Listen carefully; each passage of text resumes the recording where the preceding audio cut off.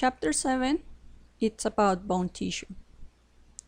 During this chapter, we're going to see the composition of the bones, how the bones develop, how they grow, how their metabolism is regulated, and we're going to see some disorders of the bones.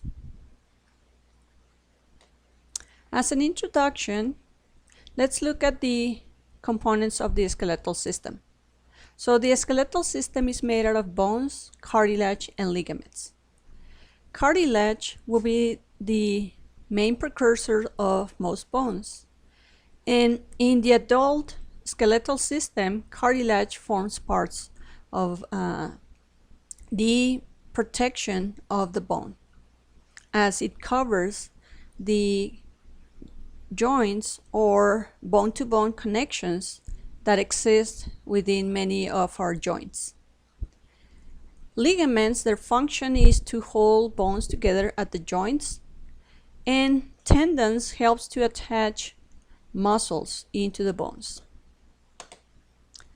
So this is a view of the components of the skeletal system. And this is a view of the upper part of our skeletal system. So some functions of the skeleton will be supporting. The bones help to support our body. The mandible, for instance, helps to support the teeth, and some viscera are supported by nearby bones. Another function is for protection. Many of our important organs in our body, like the brain, the spinal cord, the lungs, the heart, are surrounded and protected by bones. Another function of the skeleton is to produce movement, as the bones, when they are connected to the muscles, allows these muscles to perform their function, like helping us to breathe or to move our limbs. Another function will be to maintain electrolyte balance, as the bones can store salts like calcium phosphate salts, and whenever our body needs these calcium or phosphate ions, it will release them into the bloodstream according to whatever is our physiological need. Also, the bones helps to regulate the acid-base balance, because they can release alkaline phosphate and carbon salts that decreases the pH in our body, or well, actually increases it. So it makes our pH more neutral. One important function of the bones is to produce red blood cells and white blood cells. So erythropoiesis, or formation of blood cells, is a function of the bones. Another name for bone will be osseous tissue. And this osseous tissue is a type of connective tissue in which you have this matrix that it is solid, is made out of calcium phosphate and other minerals. Now, the bones, through this mineralization or calcification, become hard. And individual bones or organs consist of bone tissue, a bone marrow, a cartilage, adipose tissue, nervous tissue, and fibrous connective tissue. So because you have this definition of an organ, which is a structure that it is made out of more than 4 tissue types, and they perform a specific function, thus bones individually, since they have all of these tissues that I already said, they are considered individual organs. Some general features of the bones are correlated with their varied protective and locomotor functions.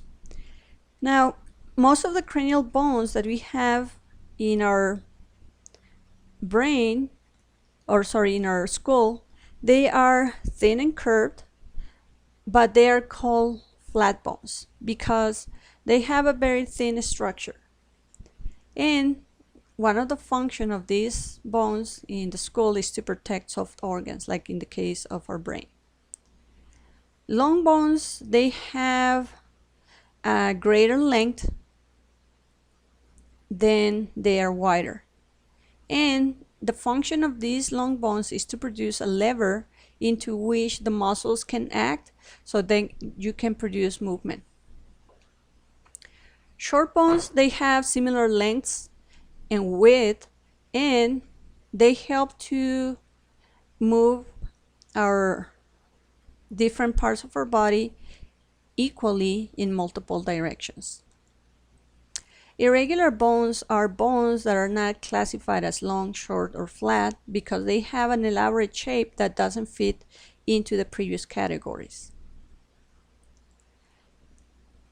In terms of the density of the bone, we have two major classifications. We have compact bone, in which the cells of the bone are very close to each other, and we have a spongy or cancellous bone, in which the cells are loosely localized within the bone tissue.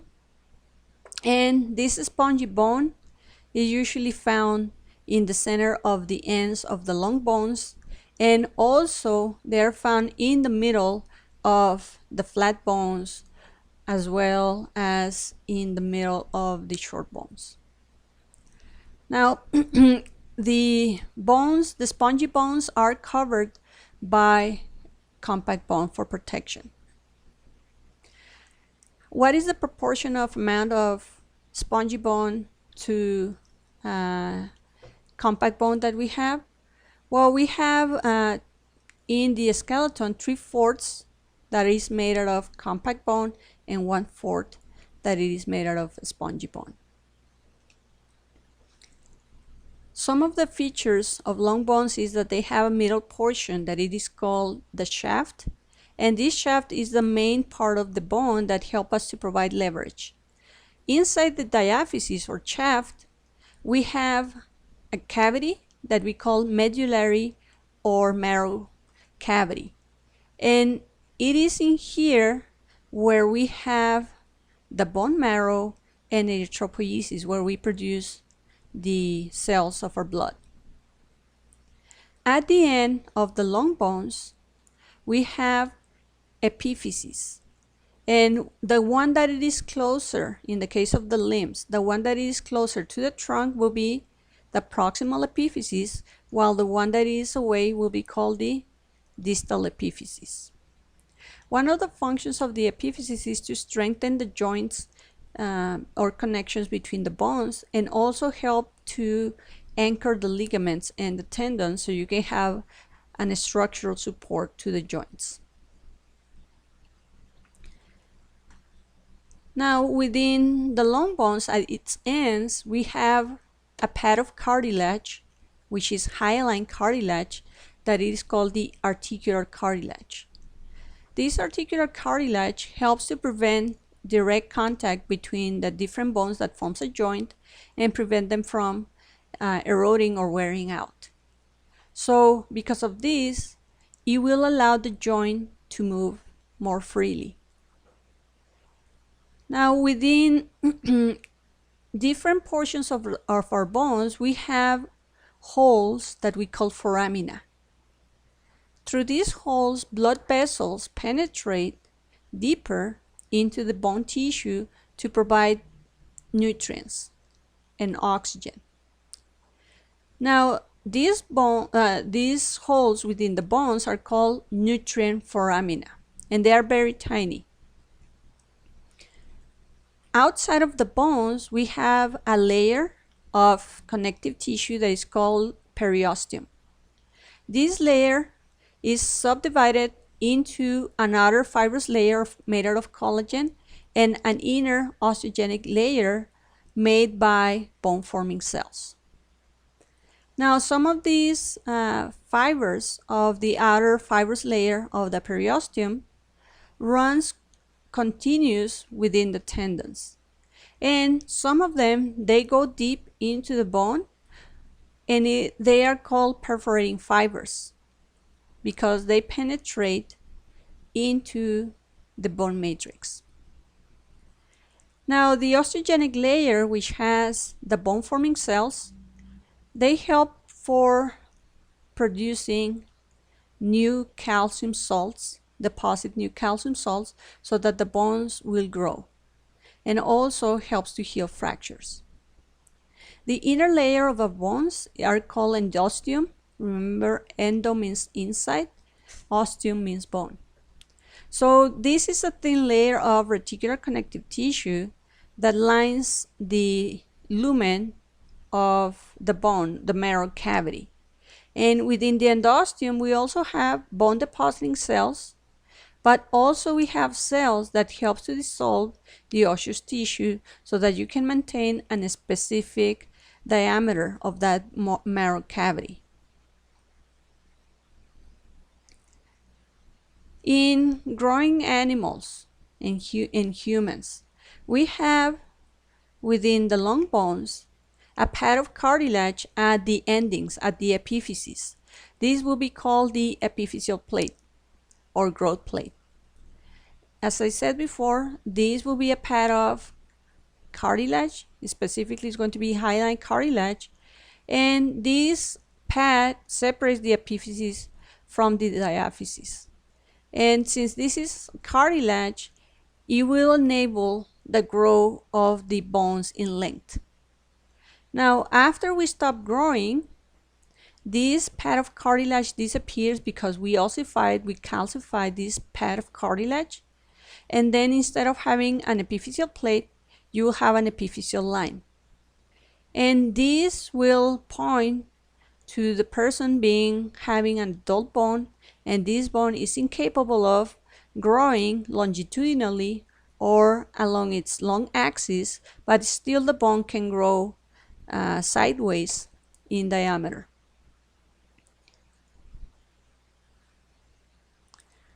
So as a summary of the components of long bones, we have a middle part that is called shaft or diaphysis, two endings that are called epiphyses. In the long bones of our limbs, we have proximal diaphysis and distal proximal epiphysis and distal epiphysis. And the long bones are composed of an outer layer made out of compact bone and an inner layer made out of a spongy bone. And at the epiphysis, we have a spongy bone. The diaphysis inside is hollow, is having this marrow cavity. And at the endings of the bones, the epiphyses, we have a pad of hyaline cartilage, which is called articular cartilage, and the outer layer of the long bones, the protective membrane, is called the periosteum.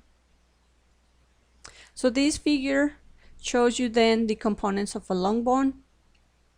This bone has then these two major portions, the mid portion that is called the shaft or diaphysis, and then the two endings or epiphyses. And inside the diaphysis, we have this marrow, which in the case of adults will be yellow marrow, and in the case of young persons will be red marrow. Now, the outer layer or membrane that covers and protects the bones is called the periosteum. And in here, in this diaphysis, you can see this nutrient foramen. Foramen is the singular name for whole.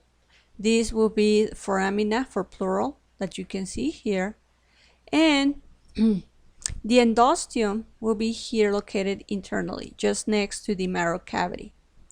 Now, the diaphysis, it is composed by this, not only this periosteum and this endosteum, but also by the compact bone layer that you see here. And at the endings, which in this case will be the proximal, and in this case will be the distal, you have a spongy bone. And within the spongy bone, you have, in young animals or humans, you have an epiphyseal plate that you cannot see here. Right now it's an epiphyseal line because this is a specimen from an adult bone. In this case, this will be the femur. But in young animals, as I said, or young adults or adolescents or children, you'll have an epiphyseal plate made out of hyaline cartilage. And then outside of the bone, because this is a longitudinal cut, you can see this pad of hyaline cartilage that protects the endings. This will be called articular cartilage. Now let's look at the general features of the flat bones. So the flat bones have a sandwich-like construction in which you have two outer layers of compact bone that are sandwiching a middle layer made of spongy bone. And the outer layers, the compact bones, are protected by periosteum. And the middle layer, it has a specific name, it's called diploid.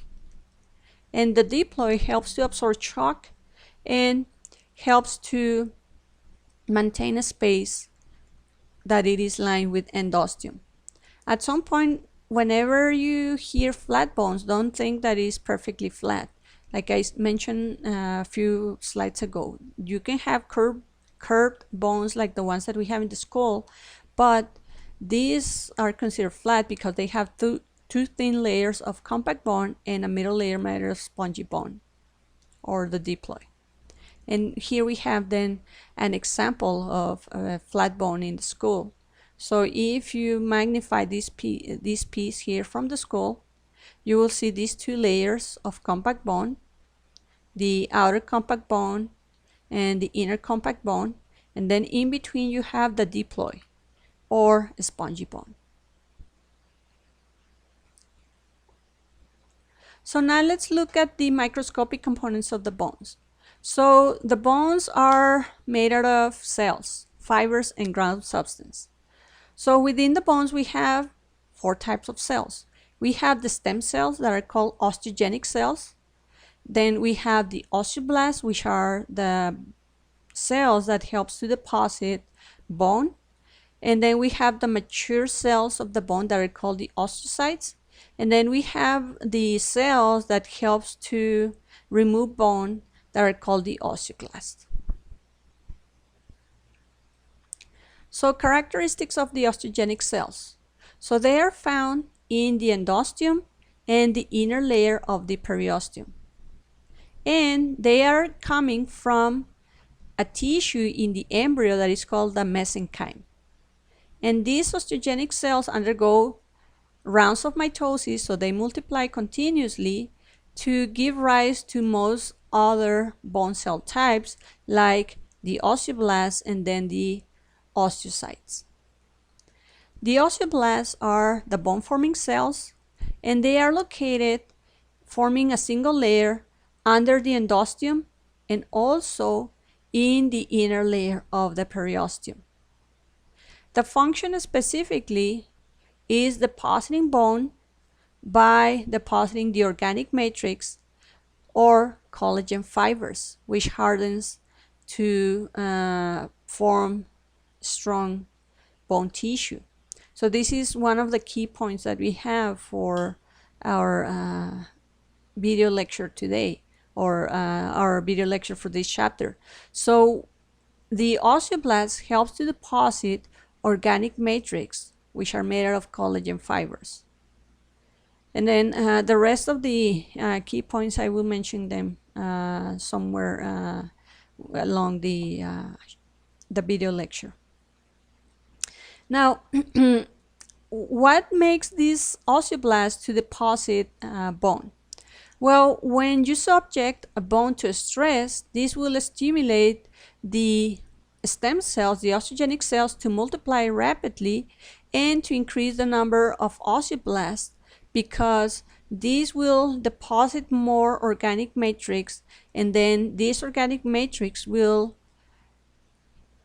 undergo mineralization or calcification, and then you form a stronger bone. Now, the osteocytes, they used to be formerly the osteoblasts, but as the osteoblasts were depositing the collagen fibers, and these collagen fibers were combined with calcium salts and you harden the tissue, the osteocytes will become trapped and they will mature into osteocytes. And these osteocytes, the cavity where they stay, it is called the lacunae. And the osteocytes will have on the outer edges of the lacunae tiny channels that are called canaliculi that helps for the osteocytes to extend their cytoplasm so that they can connect with other osteocytes, neighboring osteocytes, so that they can send signals to know exactly what is going on with the environment. And some osteocytes help to reabsorb bone matrix while others deposit it. So they act in a sense as strain sensors. When they are stressed, they produce a biochemical signal that helps to remodel the bone. And this will change the shape and the density of the bones to make the bones adaptive to whatever new stress they are subject to. So this is an scanning electron micrograph showing you an osteocyte trap in this space that is called the lacunae. Lacunae means lake, and these will be the canaliculi, these tiny spaces around the lacunae.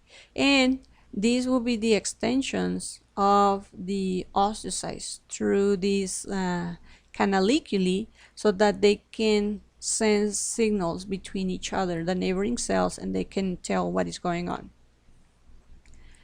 The other cell type that we have in the bone tissue will be the osteoclasts. These are bone dissolving cells and they are found only at the bone surface.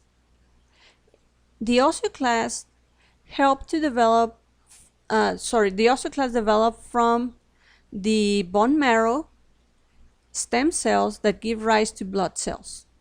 So they are different in their origin from other bone cells. They are not coming from the osteogenic cells.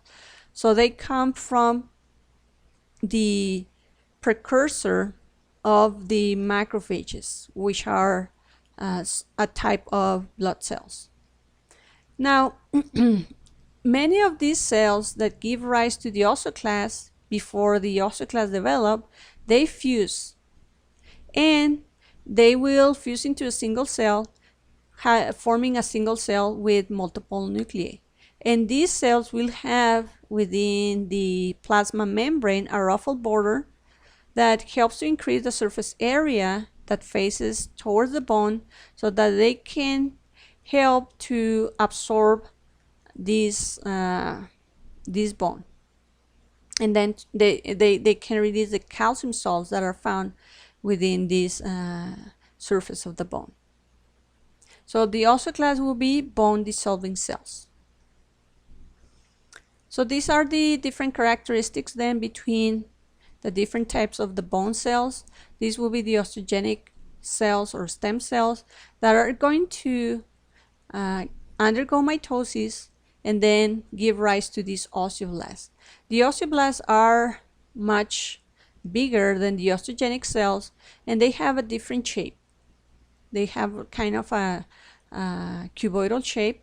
They have a large rough endoplasmic reticulum, and then they have these secretory vesicles that are going to secrete the collagen fibers, and they have a lot of mitochondria. When the osteoblasts deposit their matrix and the matrix becomes calcified, the collagen fibers, then they form this mature cell, the osteocytes, which have like a spindle shape with extensions of their cytoplasm. Now, the osteoclasts develop from the macrophage precursors from the bone marrow, and several of these stem cells will fuse. They form this multinucleated cell that is going to have this ruffled border that is going to face the bone. So when you have these ruffled borders next to the bone tissue, you will form a resorption bay that helps to destroy the bone that you already have calcified, and then you can send these calcium salts into the circulatory system. Now, so what is the component, or what are the components of the matrix? So the matrix is formed by 2/3 of inorganic matter and 1/3 of organic matter. The organic matter is made by the osteoblast, and it is composed of collagen fibers, carbohydrate protein complexes like glycosaminoglycans, pyroglycans, and glycoproteins. The inorganic matrix, it is composed of calcium hydroxyapatite salts, which is crystallized calcium phosphate, and 10% calcium carbonate.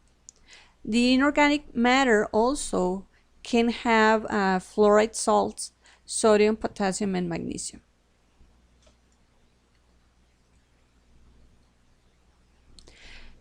Now, the process of mineralization or formation of bone, it is affected by the amount of calcium that we have majorly, but also by other factors like hormones. So we have hormones like calcitonin, and also we have this calcitriol, vitamin D. In general, calcitriol or vitamin D helps to absorb calcium in the intestines, and calcitonin helps to promote mineralization by lowering blood calcium whenever you have high levels of calcium, and this will help to prevent bone loss in pregnant and lactating women, calcitonin. Now, the opposite hormone for calcitonin will be parathyroid hormone, which helps to increase blood calcium levels, but at the expense of reabsorption of bone. So this parathyroid hormone will activate the osteoclast so that the osteoclast will start breaking down the bone.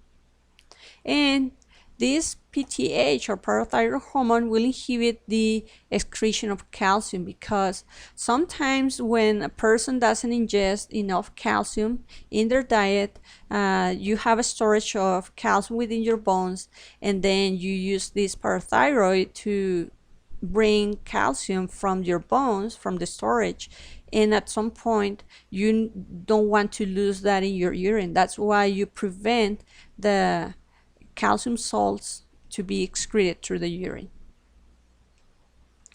Now, another couple of hormones that are important are the estrogens, testosterone, and also even the growth hormone and insulin. All of these are growth factors that helps to stimulate the osteoblast to deposit bone, and preventing, in the case of females, most of the times osteoporosis. Now, some growth factors are in the form of vitamins. So we have vitamin A, which promotes the formation of glycosaminoglycan, which is an important factor that it is important for the formation of cartilage. Vitamin C, which is necessary for the formation of collagen fibers, and also helps to promote growth of bones, and also to repair fractures. And vitamin D, of course, which is the name for calcitriol, which helps to absorb the calcium by our intestines. Okay, so here we have another key point. So the osteon is the structural unit of bone. So you already saw this before, the osteon, in the previous chapter of histology. And the osteon is made out of a central canal, which is called Haversian canal. And through this Haversian canal, you have blood vessels and nerves that runs inside.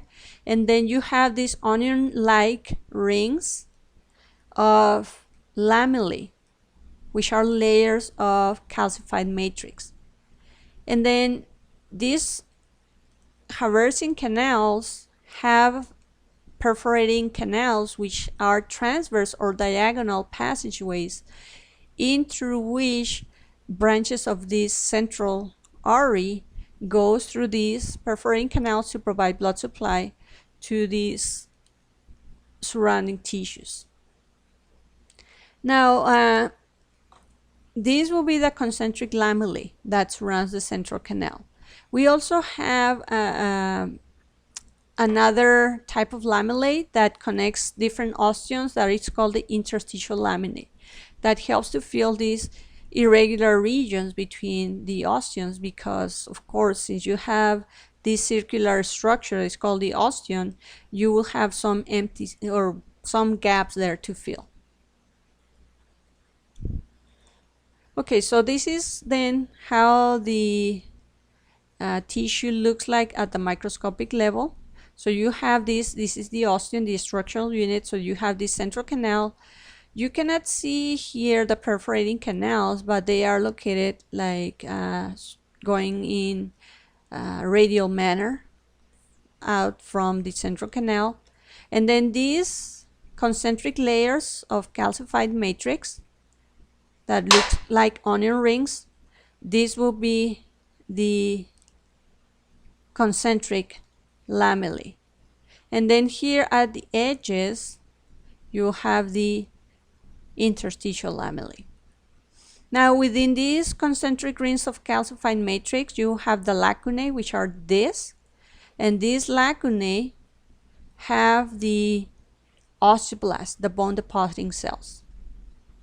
And if you make a stain of this osseous tissue, you will be able to see here from this region, or even from the medulla, this ossified structure, the trabeculae, and this will be the bone marrow.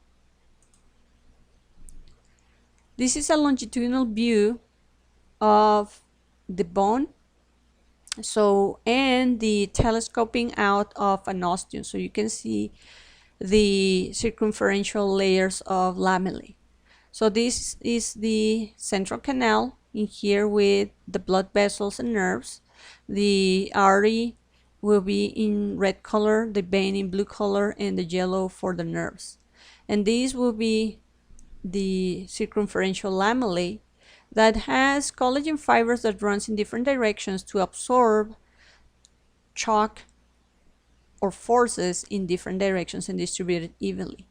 So these will be then several osteons, as you can see here, surrounded by these circumferential lamellae, or made by these circumferential lamellae. And then in between these spaces, at least from these three osteons, you can see these interstitial lamellae in here and in here. And another thing that you can see in this longitudinal cut is the perforating canals, which are these.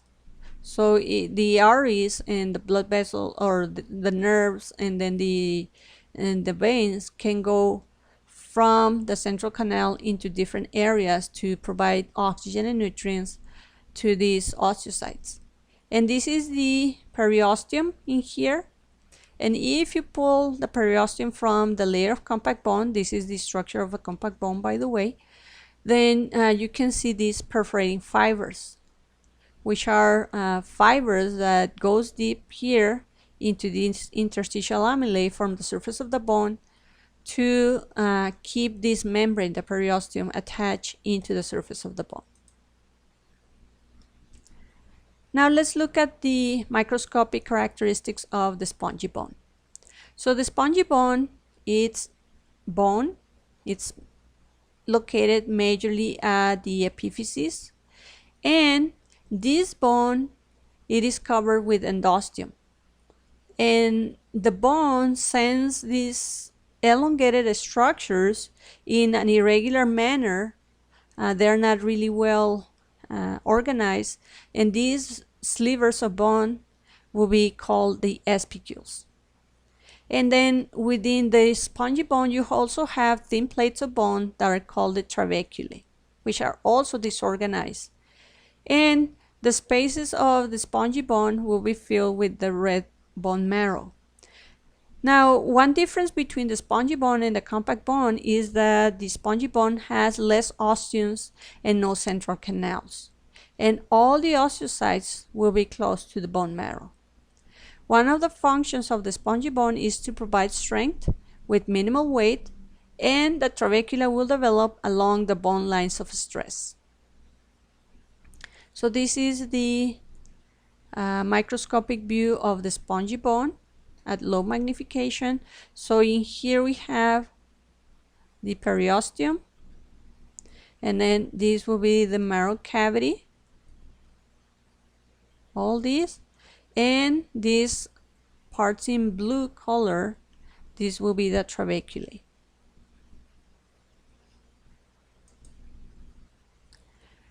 This is transmission electron micrograph of spongy bone. So it's a really nice magnification, so you can see the trabeculae. And it's called spongy bone because you have a lot of gaps that make it look like if it was a sponge.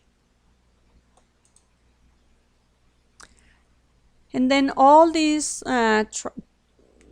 trabeculae within the bone have their fibers oriented in a way that helps for the bones to transfer the stress into a specific way. So a stress that is coming here from the center of the head of this bone, and also from this area of the bone that is called the greater trochanter, these will go together and send the force through the external or lateral portion of the bone, while anything that is coming from the other part of the head, in this case this part, will go and be transferred along the medial side of the diaphysis of this bone. So these are the lines of stress. Okay, now let's talk about the characteristics of the bone marrow, or the cavity of the bone.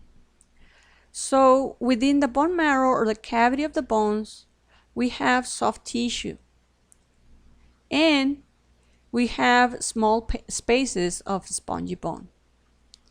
Now, if you have a young animal or a person who's growing, inside the diaphysis of long bones, you will find red marrow, which is also known as myeloid tissue. Within this red marrow, you have these hematopoietic cells, which makes blood cells. And this is found nearly in every bone in a child. Once we reach adulthood, this red bone marrow is going to disappear from most of the bones, but will still be found in bones of the skull, the vertebrae, ribs, sternum, and part of the coxal bone or pelvic girdle, and also within the proximal head of the humerus and also the proximal head of the femur. Now, what happened then to the cavity of the bones in adults where you don't have red marrow anymore? Well, it's replaced by yellow marrow, which will be a storage room for adipose tissue. And this adipose tissue, since it looked yellowish, gives its name to this marrow. So now instead of being called red marrow, it's going to be called yellow marrow in adults. And adipose tissue does not produce blood. But in some cases, in extreme situations, this yellow marrow can transform back into red marrow. So this is the distribution then of red and bone marrow within the adult. So all of the areas where you see red color, that's where you will find bone marrow, red bone marrow, and the rest of the bones is where you will have yellow marrow. So we store fat inside our bones as well as adults. Okay, so now let's talk about development of the bones, which is called osteogenesis or ossification. So our skeleton starts developing in utero, and the bone develops by two methods: intramembranous ossification or endochondral ossification. Now, in intramembranous ossification, you produce flat bones of the skull and clavicle in the fetus. And this intramembranous ossification is also in relationship to the thickening or the growth of the bones in diameter throughout life. So once we reach adulthood, we don't grow our bones in length, but we can make it much thicker through the process of intramembranous ossification.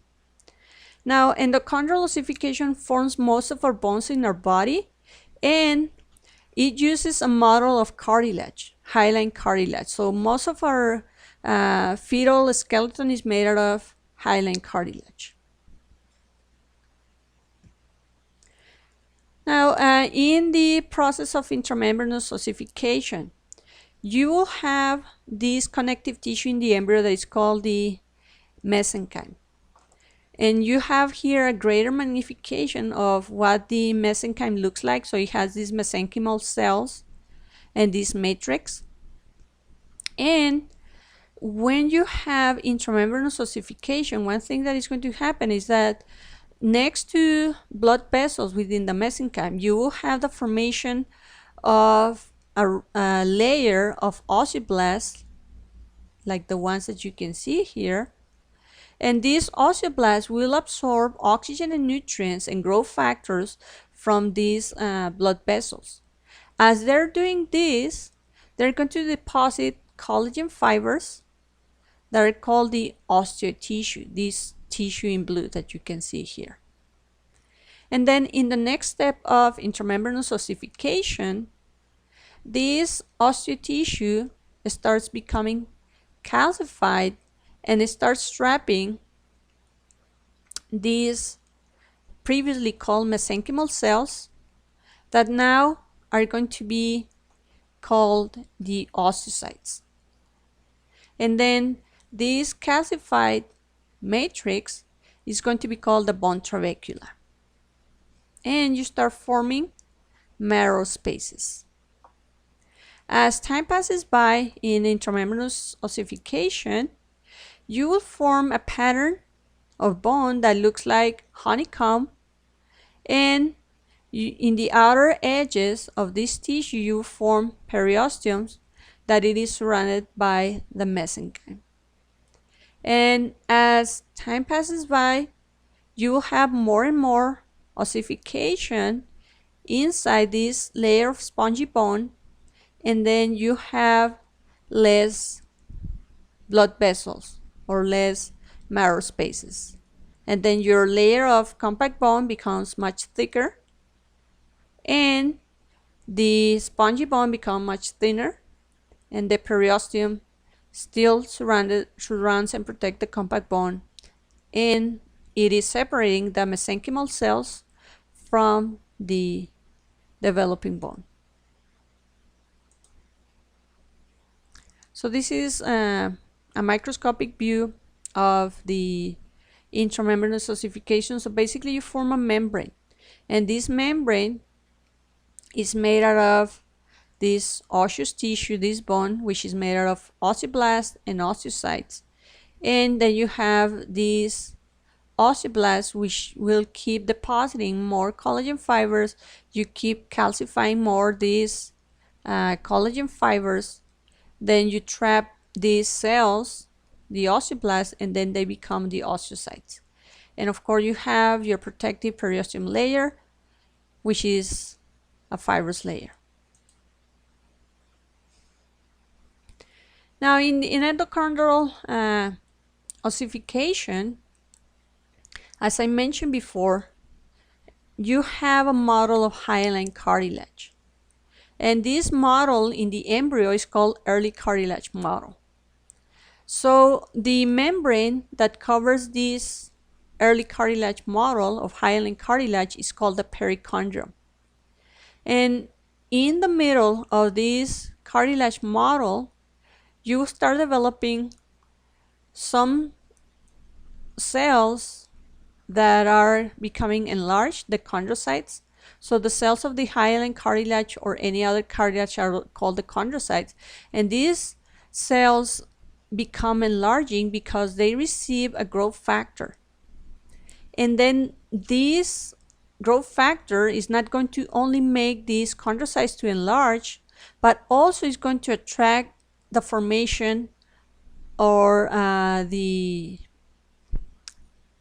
traveling of blood vessels into what is called the primary ossification center. And as you form this primary ossification center, you start calcifying the edges of the future diaphysis, and this would be called the bony collar, and then you form this membrane that is going to be called the periosteum. As these blood vessels penetrate this bone, now they're going to follow the edges of the bone, the epiphysis, and you will have the formation of a primary marrow cavity. Now, as the bones are developing this elongated primary marrow cavity, they will form secondary ossification centers, usually at the proximal epiphysis, but also at the distal epiphysis. But the proximal epiphysis will develop first the secondary ossification center in most of our bones, and then within this secondary ossification center, just like it happens in the primary, you have enlarged chondrocytes, and then these chondrocytes are going to secrete growth factors that are going to attract as well blood vessels, so that this growing number of chondrocytes, not only in number but also in size, they can receive blood supply with oxygen and nutrients, and then you start developing a secondary marrow cavity. And then here within the space between the epiphysis and the diaphysis, in the fourth step, you will form a new layer that is called a metaphysis. And this metaphysis is going to be transformed, in the case of this part, into a epiphyseal plate. And as this is passing by, you start disappearing the cartilage from the diaphysis. You start ossifying this cartilage and transforming it into bone, and the bone starts elongated in both directions, proximal and distally. And this will be, once we're born, the bone of a child with an epiphyseal plate at the distal end. And as the bone keeps growing longitudinally, there is a time where this plate of cartilage disappears because you have calcified this, and you will have an epiphyseal line. And this will demark the stop of the growing of the bone in the long axis, so the bone stops growing in length. So this is how the microscopic view of the hyaline cartilage looks like. So you have these chondrocytes, and then you have this matrix, extracellular matrix, made out of glycosaminoglycan and other glycoproteins. And then this layer in here that you see here, this will be the perichondrium.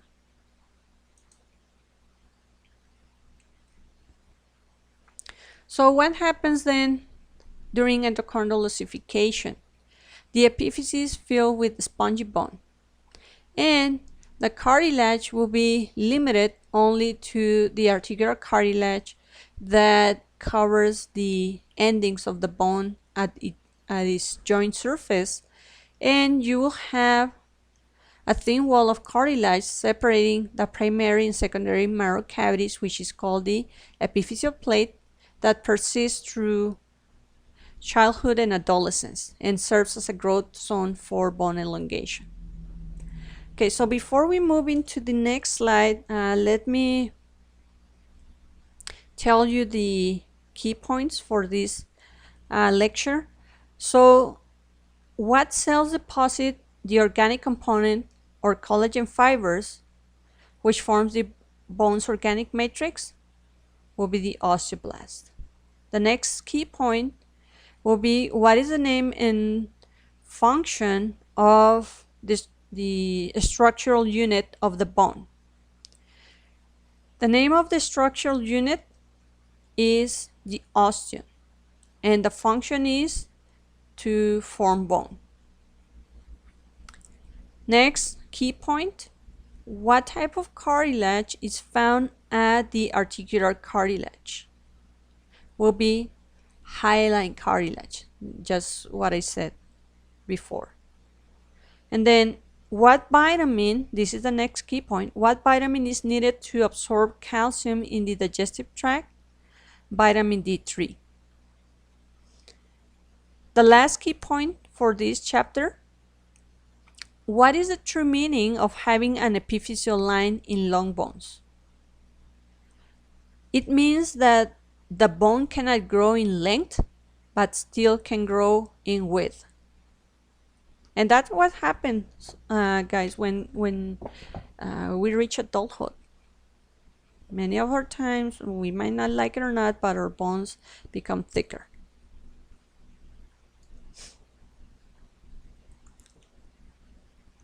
So, in endochondral ossification, by late teens to early 20s, all remaining cartilage in the epiphyseal plate is generally consumed. So you have an epiphyseal line instead of an epiphyseal plate.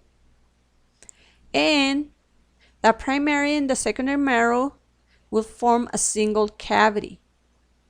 And then the bone can no longer grow in length, but still can grow in width. And this is how the fetal skeleton looks like at 12 weeks. So it is made of this hyaline cartilage.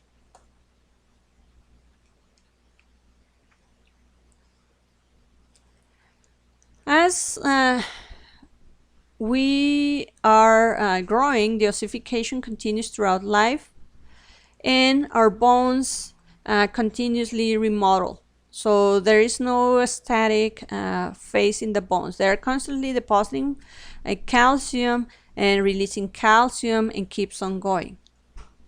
And it helps for the bones if you are a young person to grow in length and width, but if you're an adult, only in width. And this is an X-ray image of the hands of a child in which you can see this tissue. So in X-rays, what you can see is structures that have this white color that we call radiopaque, and then structures that have a dark color that is called radiolucent. So radiolucent tissue is less dense than radiopaque tissue, and in the case of the cartilage, this is less dense than bone. You can see this radiolucency, which means that this is a hand of an adult, of a young person, and you can see a lot of pad of cartilage, like in here, as well in here, here. So all of these bones, and even here in the wrist and here in the bones of our arm, you have room to grow because you have hyaline cartilage or an epiphyseal plate. Now, in the epiphyseal plate, you have zones of transition that function as a growth zone where the bone elongates. So in these transition zones, you have hyaline cartilage in the middle and on each side where the cartilage is replaced by bone. So metaphysis, specifically the connection between the marrow and the epiphysis, is the zone of transition that faces the marrow cavity. And this is where you have interstitial growth from within. So when these bones are elongating, it's because you have multiple rounds of mitosis within these chondrocytes, and helps for the bones to grow lengthwise. Now, when the epiphysis is closed and the cartilage is no longer there, you don't have this formation of bone anymore, and growth of in width is still possible, but not grow in length. And depending on the bone, this process of stopping the growth of these bones happens at different ages, and this can help to determine the chronological age of a person. And we will see some examples of this. Now, some problems with ossification. For instance, we have dwarfism. And dwarfism, we have two major categories. We have one that is called Achondroplastic Dwarfism, and we have pituitary dwarfism. In pituitary dwarfism, what we have the problem is that there is no formation of growth hormone in enough amounts by the pituitary gland, and then the person cannot grow anymore in length, but the bones will have normal proportions in the person, but the person will be short. Now, in achondroplastic dwarfism, what happens is that there is a mutation that prevents the formation of normal chondrocytes. So the chondrocytes in the metaphysis will not be able to grow, and then the long bones will stop growing in childhood, and the person will have a normal torso and short limbs. So this is an example of achondroplastic dwarfism. A person is still short, it has a normal torso, but the limbs are short.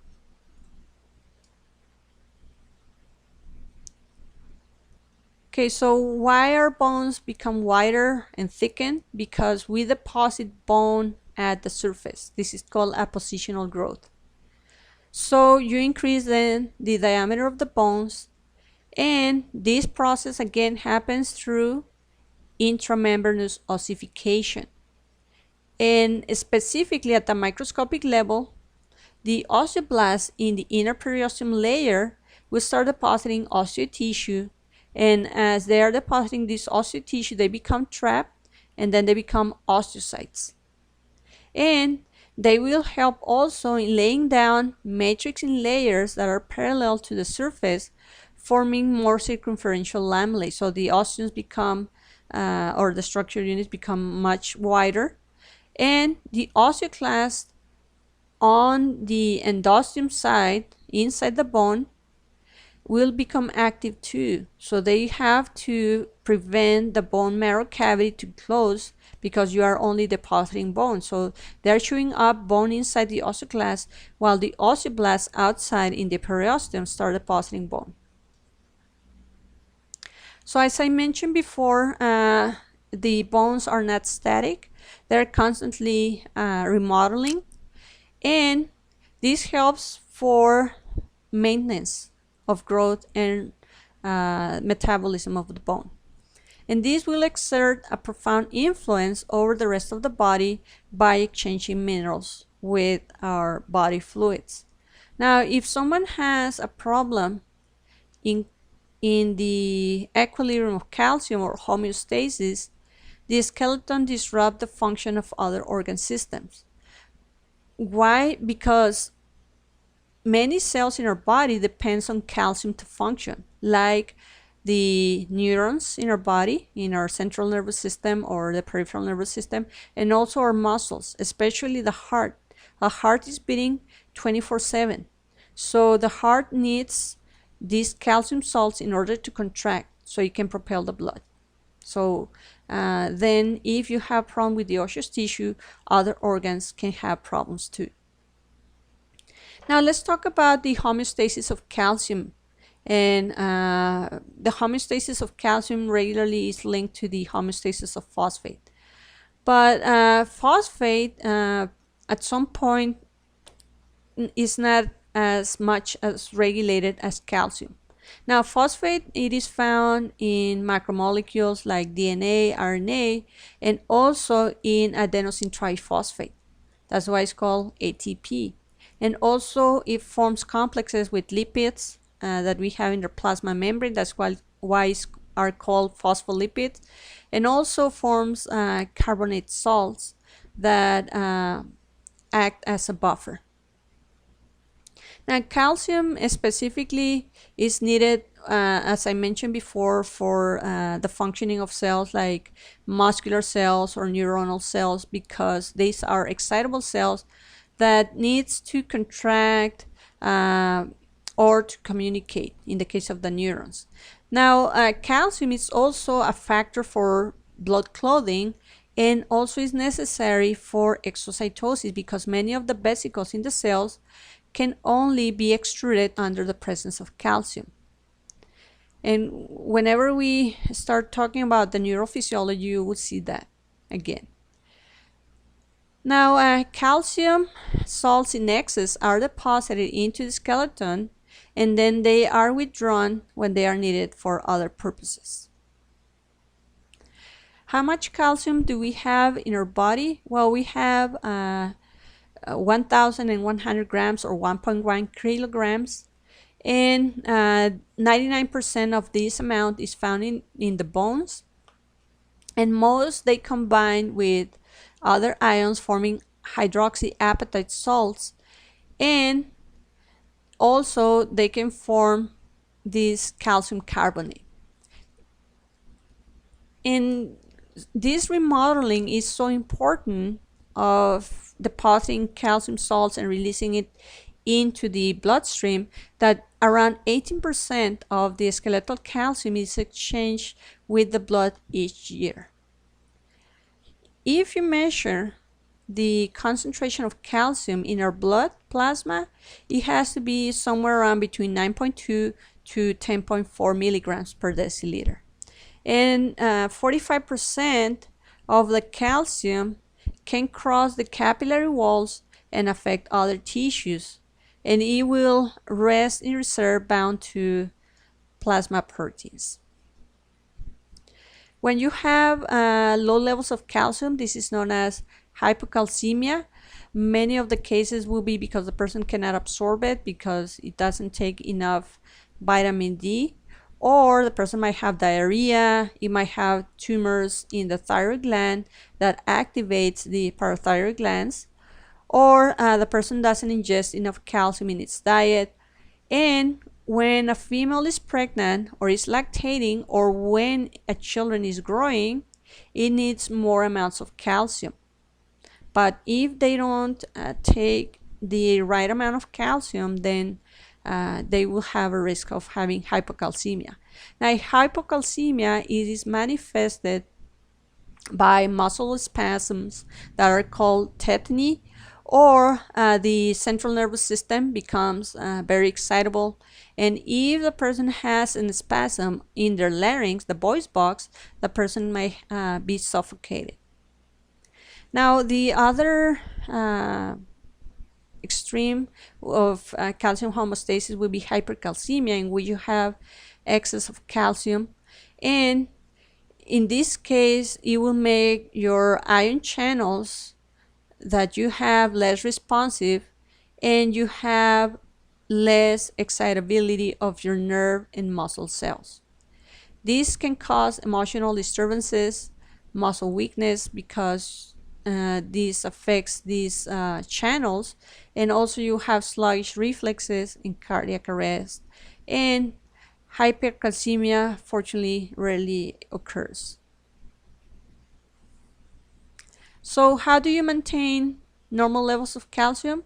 Well, through a balance between the intake of calcium in your diet and your losses through the urine or the feces, and also by maintaining a healthy exchange between the osseous tissue and the bloodstream. Now, calcium, levels are regulated by calcitriol, calcitonin, and parathyroid hormone. Calcitonin is produced in the thyroid gland, parathyroid hormone is produced in the thyroid gland, and calcitriol, it is a multi-step process. Calcitriol is vitamin D, and it is a multi-step process that involves the integumentary system, the skin, the kidneys, and also the liver. So calcitriol will be the most active form of vitamin D, and when we expose ourselves to the sun, we have waves of UV light that helps to form, out of the cholesterol molecules that we have in our skin, 7-dehydrocholesterol, which is known as previtamin D3. Now, this previtamin D3 is going to go into the liver, and the liver is going to add a hydroxyl group, and now this molecule is going to be called calcidiol. Calcidiol now will travel into the kidney, and then the kidney will add a hydroxyl group, and now it's going to be called, this molecule, calcitriol. And then calcitriol in the bloodstream is going to help to activate the cells of the intestines so we can absorb more calcium, and we prevent the loss of calcium through the urine. So calcitriol, in summary, it will be a hormone that helps to increase the blood calcium levels and also increases the absorption of calcium from the skeleton. So it makes our skeleton to have more calcium. So it's going to stimulate the osteoblast to release a chemical, it's going to be the opposite. It's going to increase the reabsorption of calcium from the skeleton, and this will be calcitonin, not calcitriol. Okay, so the calcitonin, the hormone that it is produced by the thyroid hormone, is going to increase the reabsorption of calcium from the skeleton, just in case that you need it. Now, this is going to stimulate then the osteoblast to release this chemical that is called rankle, and this will stimulate the production of more osteoclasts. And this will weakly promote kidney reabsorption of calcium ions, so less is lost in the urine. Calcitriol is also needed for deposition of bone and also deposition of phosphate. So when we don't have enough calcitriol and when we don't absorb enough calcium, we will have more collagen fibers, more organic matrix, so our bones will become more flexible. And this will make our bones to be soft, and as we are growing and we are gaining weight, these bones will become so soft that sometimes you end up with bow legs. So bow legs, and then these will be called in children rickets, and in adults osteomalacia. So this is how calcitriol is synthesized.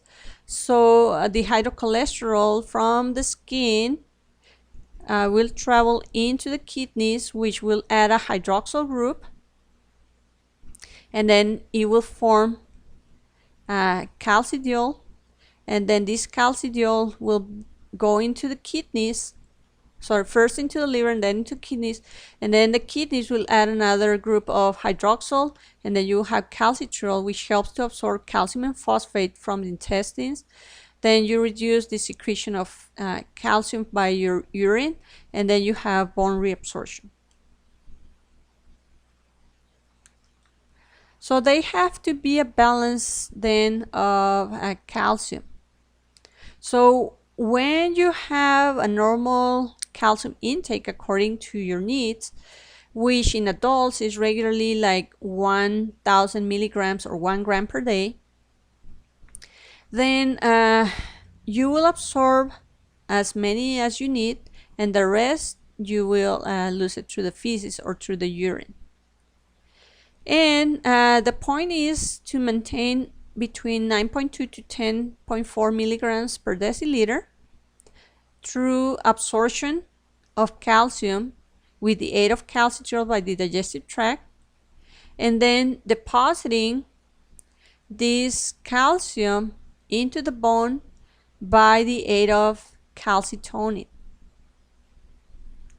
Now, this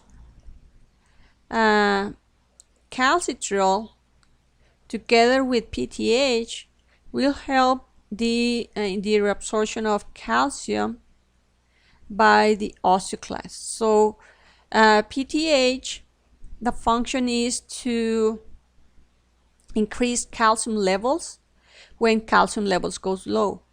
And when you have then this activation of the osteoclast by calcitriol and PTH, what is going to happen is that you will have weak bones because you are activating your osteoclast, so your osteoclast will start breaking down bone. And then at some point, you prevent the filtration of calcium by the kidneys. So because your calcium levels you need it for the cardiac muscle cells and your muscle cells in general to contract.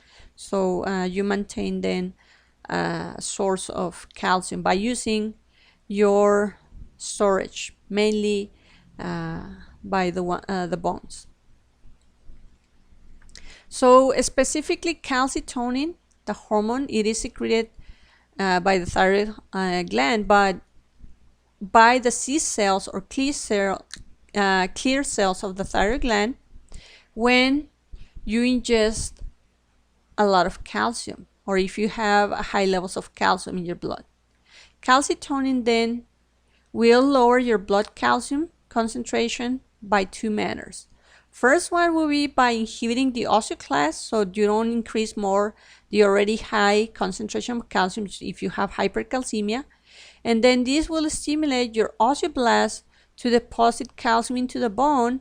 And at some point, another way that it is not shown in here, but also that helps to reduce the calcium levels when they are high, is to increase the excretion of calcium by your kidneys.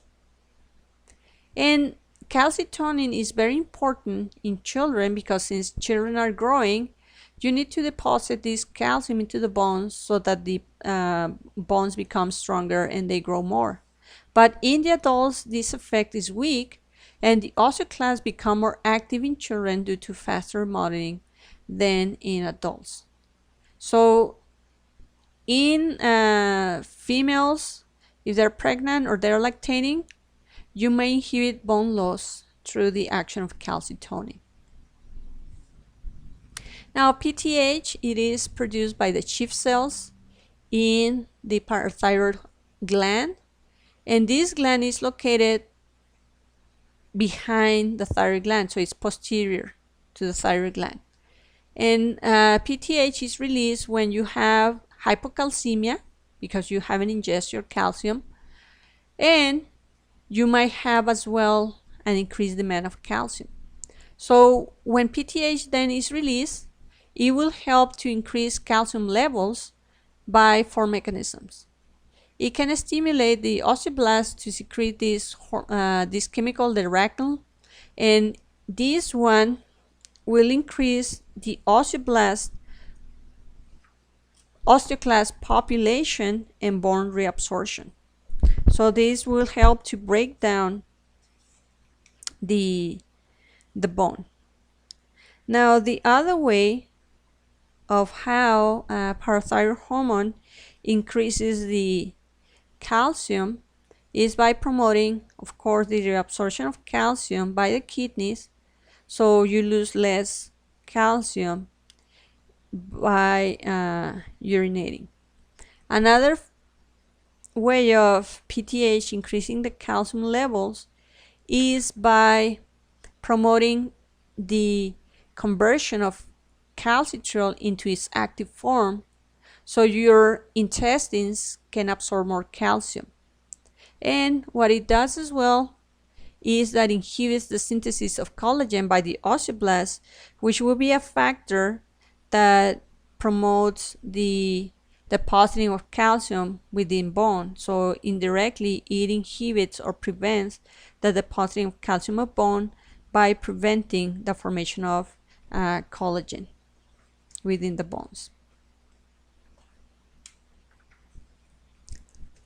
Okay, so this is then how you have a negative feedback in calcium homeostasis. So I remember again that most of our mechanisms that maintains health in our body or homeostasis are regulated by negative feedback. So when you have increased levels of calcium, when you have hypercalcemia, you will start activating the secretion of calcitonin by your C cells in your thyroid gland. This will help to reduce the osteoclast activity so you don't break more bone, and then you increase osteoblast activity so osteoblast secretes more collagen fibers, and then the excess of calcium that you have will start to calcify this matrix, organic matrix, the collagen fibers, so you have more deposition of bone, and then you have less bone reabsorption, and then you have your blood calcium returning, levels returning to normal. Now, in the case of the correction of hypocalcemia, when you have low calcium levels, your PTH is secreted, and then this will increase the activity of the osteoclast, the bone breaking cells, and then it will reduce the activity of the bone making cells. As well, at the same time, you will have more phosphate in your urine and less calcium excretion in your urine. This will help to preserve calcium, to prevent the formation of hydroxyapatite salts, which means that you have less bone deposition and more bone reabsorption, and that will increase the blood calcium levels to normal.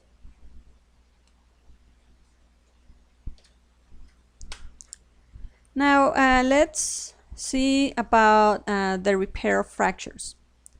So we have many causes for fractures. One of the causes will be stress. So when you subject your bone to a higher activity, meaning that sometimes you put a lot of weight into it, you can have the break of this bone, and this bone will have then these broken osteons, and you need to repair this tissue.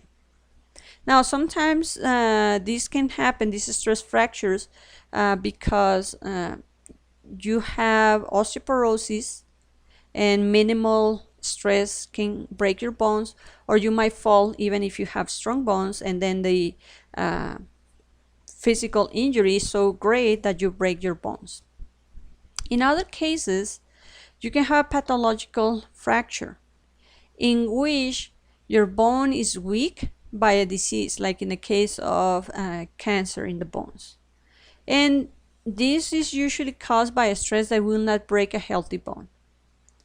Now, in terms of the bones, they will be when they are broken. So they can be classified, these fractures, by the direction of the fracture line, if you have a break in the skin, or if the fracture has produced multiple pieces of bone.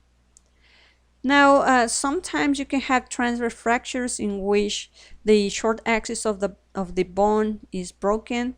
If you have a break in the skin, it will be called a exposed fracture.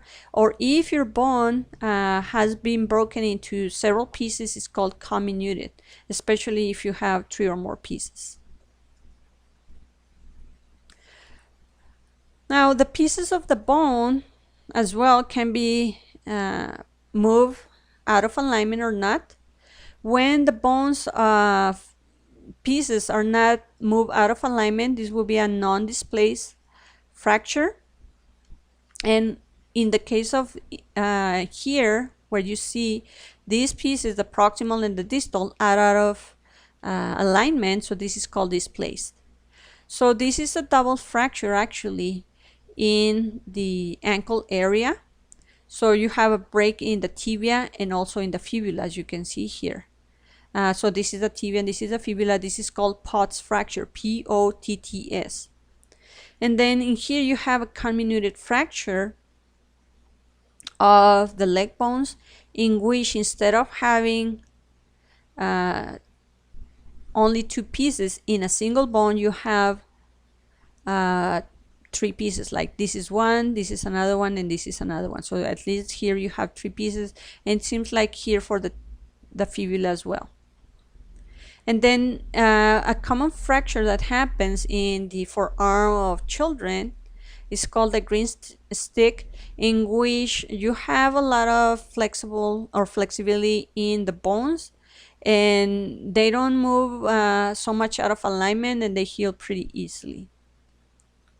Now, when the bones are not exposed after a fracture, then sometimes the repair can happen if they are non-displaced, just by putting some devices to prevent the movement of these pieces.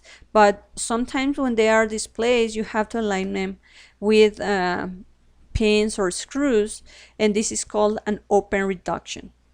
Now, you can do a closed reduction, like in the case of a green stick, in which you don't insert anything of these screws or plates into the bone.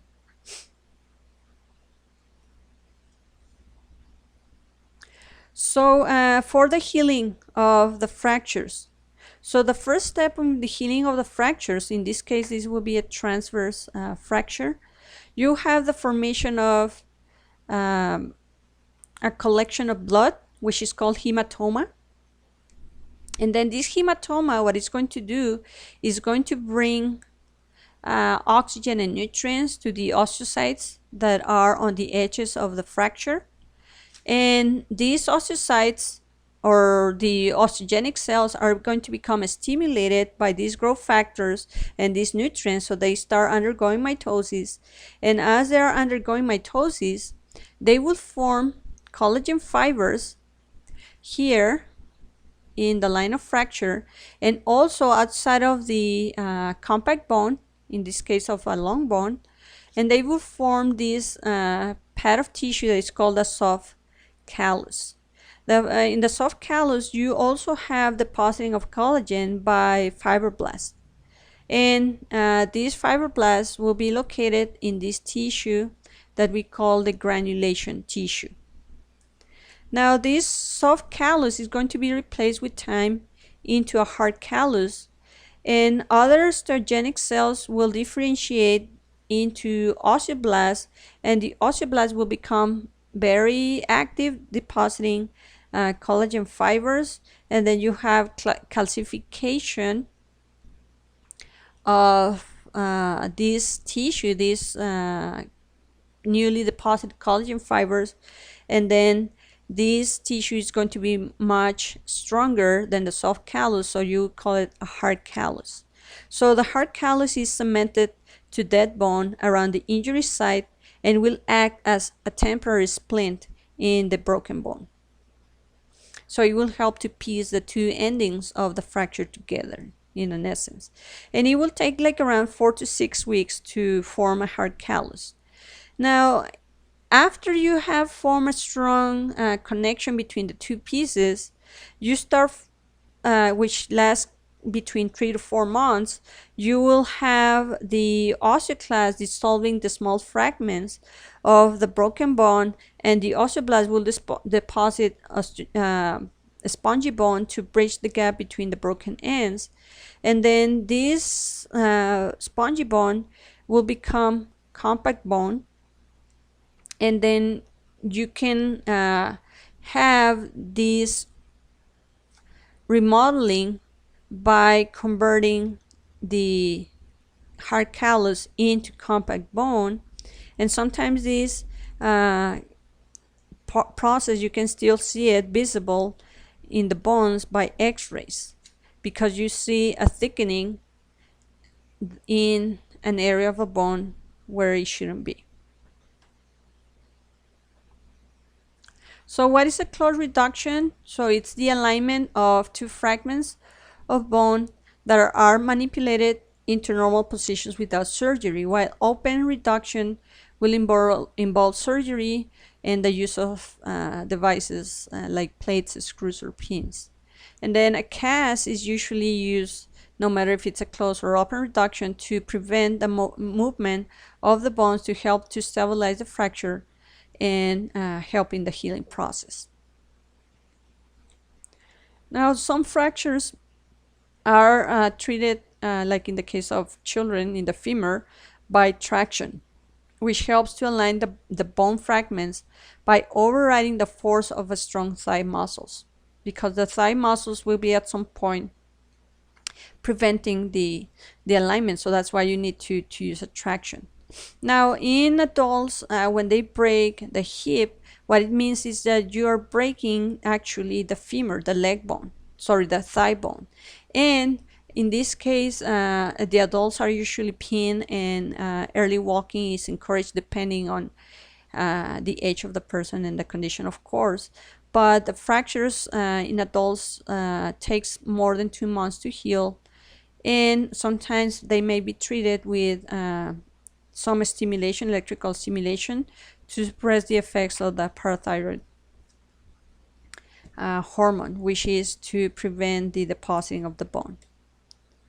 So this is how the reduction of a Potts fracture looks like.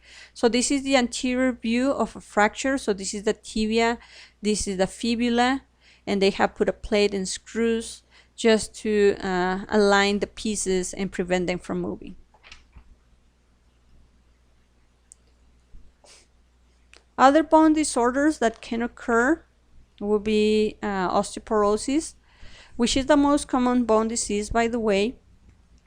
And in osteoporosis, what you have is the loss of bone mass or density, and your bones become brittle due to the loss of organic matrix and minerals.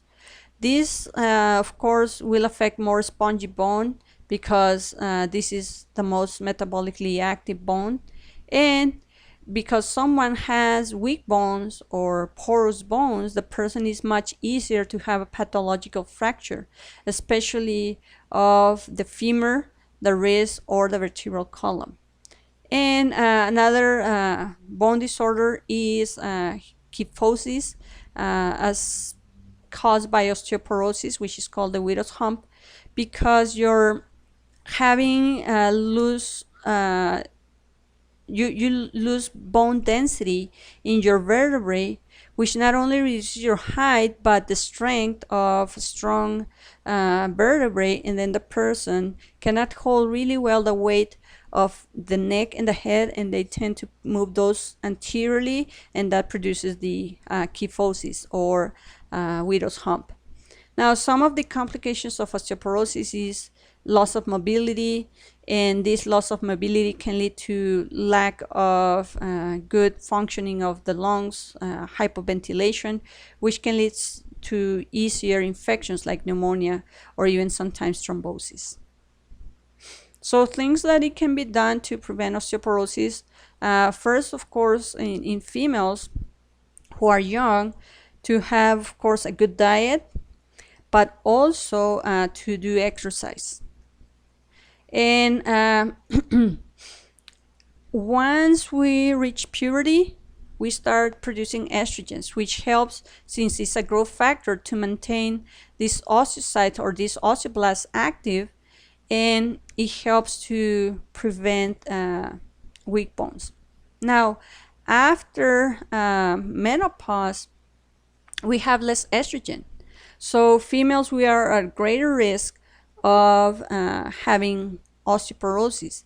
But what we can do, even at an early age, before even that happens, is just to be active.